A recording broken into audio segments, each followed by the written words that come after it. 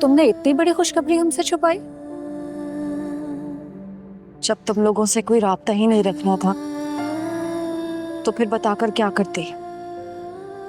एक बच्चा तो देकर आई थी, लेकिन अब यही मेरे जीने का सहारा है।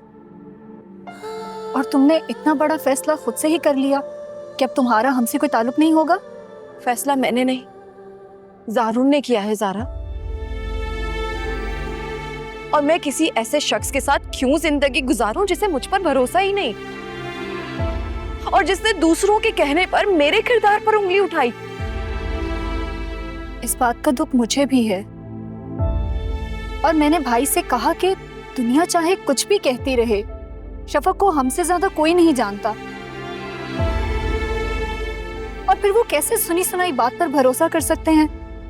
भाई कहते हैं कि मैंने खुद उससे उसके बचपन के दोस्त यासिर के साथ बातें करते हुए सुना है, और वो उसके साथ मिलकर मुझसे तलाक लेने के मंसूबे बना रही है। कौन यासिर? कौन सा दोस्त? ज़ारा, मैं किसी को नहीं जानती हूँ। क्या मतलब? मतलब ये कि मुझसे किसी अंकल ने राब्ता किया, मैं नहीं जानती वो कौन है कौन नहीं, लेकिन उन्होंने कहा कि वो मेरे बाबा के दोस्त हैं और बाबा के कुछ ज़रूरी डॉक्यूमेंट्स उनके पास ही, वो मुझे देना चाहते थे। मैं बस वहाँ वो रिसीव करने गई थी तो मुझे पता चला वो अंकल नहीं थे, तो उन्होंने किसी और को भेजा। वो कौन लड़का है, उसका क्या नाम है, मैं कुछ नहीं जानती हूँ। मुझे यकीन है शफक कि भाई को तुमसे बदगुमान करने के लिए किसी ने यह घटिया चाल चली है। अगर तुम परेशान ना हो, मैं इस साजिश का पता लगाकर रहूंगी। लेकिन शफक, एक बात मुझे समझ नहीं आई।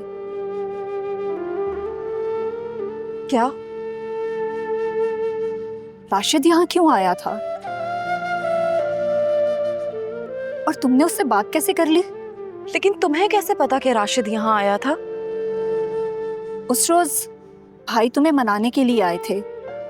उन्होंने तुम्हें राशिद के साथ बातें करते हुए देखा और वापस लौट गए, और उनके दिल में तुम्हारे लिए बदगुमानी और बढ़ गई।